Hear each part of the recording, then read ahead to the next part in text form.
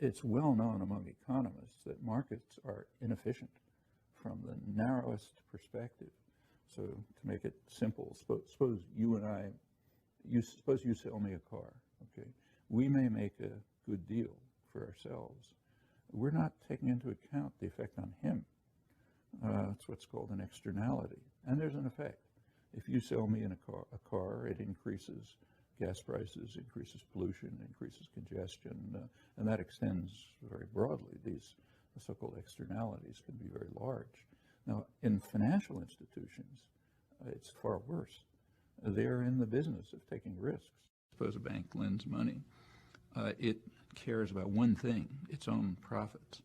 Now, there's a property called systemic risk, the risk that if the market, say, crashes somewhere, it's going to be contagious.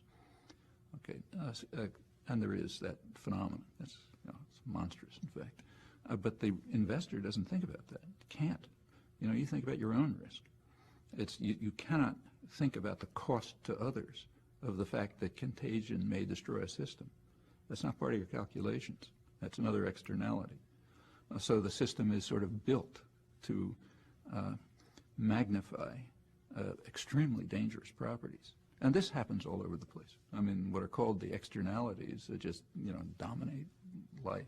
Systemic risk is an externality that's not considered, which would bring down the financial system repeatedly if you didn't have state power intervening.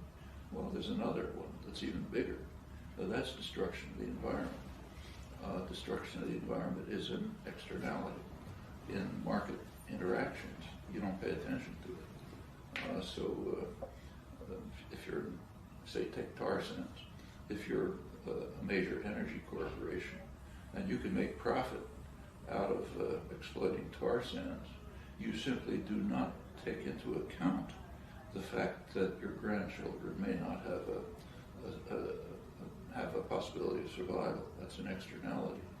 And in the moral calculus of capitalism, greater profits in the next quarter outweigh the fate of your grandchildren. And of course, it's not just your grandchildren, but everyone's.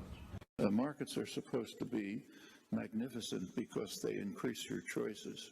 Actually, they restrict your choices. You think about it for a minute. Suppose I want to get home from work at night. Okay, the market offers me a choice. I can have a Ford or a Toyota.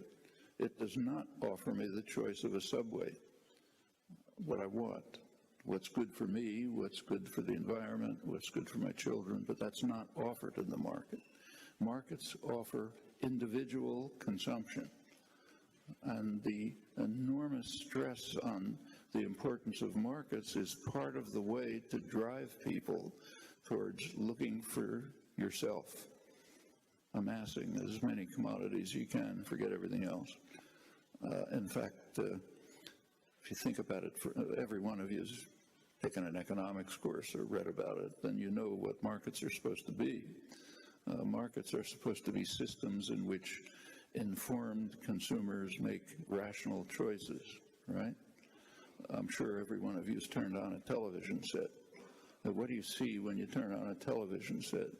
You see that there's a huge industry, public relations industry, which began in the United States and Britain, incidentally, huge industry which is designed to undermine markets.